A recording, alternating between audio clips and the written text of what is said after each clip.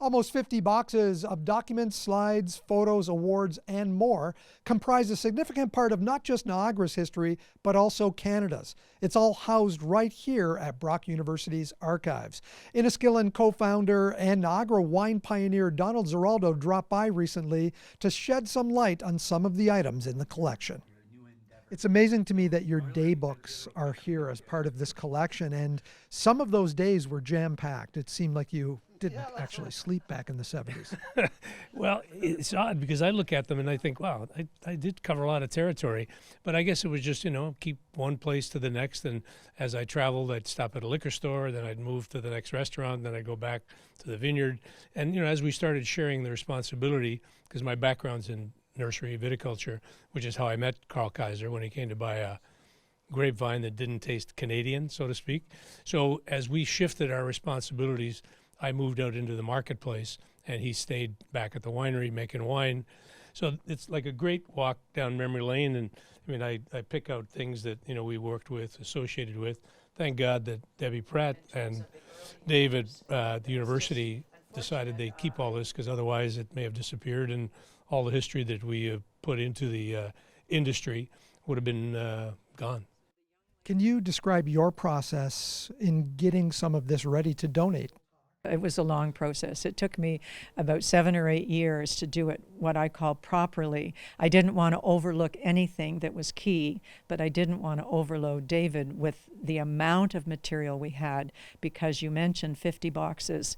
There were probably another 50 boxes. So if you are rushed to do something leading up to my retirement, I didn't want to be trying to do that in 2 months or something before retiring. So I did do it in between, or over about 8 years.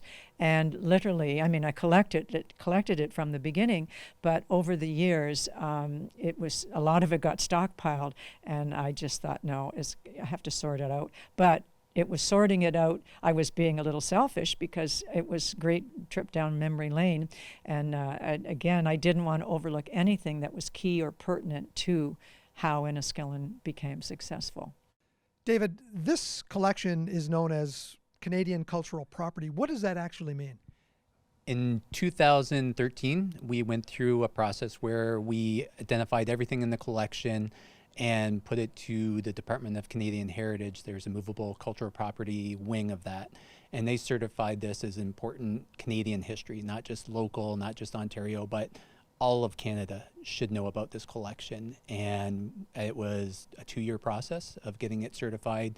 Other experts looked at it who are familiar with Canadian history, agricultural history, and they all agreed that this is one of the special collections in the nation.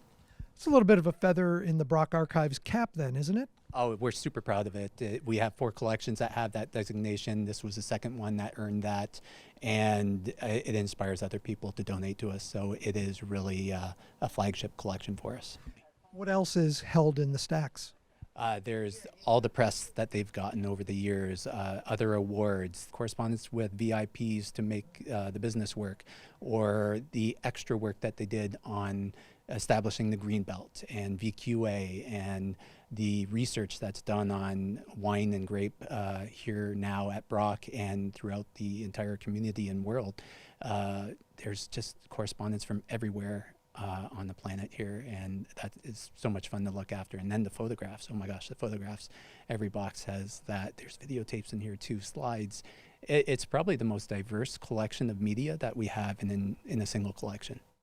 The important thing is to recognize the people that did all this, because I was just a showman. Carl made the wine, Gerald looked after the vineyard, Debbie looked after the winery with all the staff, and it just became a really tough team to beat. And we just decided, why not take over the world? So we became a global international brand, but everything we did was first class. It did not leave the winery, and if you came to the winery, the place was spotless, and it was just an experience that we wanted to give people, because with that albatross of, Canadian wine, blah, blah, blah, baby duck, we had to make it even that much better in order to get people's recognition. The simplest way to do it, put the ice wine in somebody's mouth. You didn't have to say much, because then they go, wow. That was usually the reaction we got. If you're interested in taking a look at the Inniskillin and Donald Ziraldo archives here at Brock University, make sure you call ahead to book your time at the archives. Our next visit to the archives will be digging through the collection of Terry O'Malley, the advertising mogul and Brock's supporter. Join us on The Source then.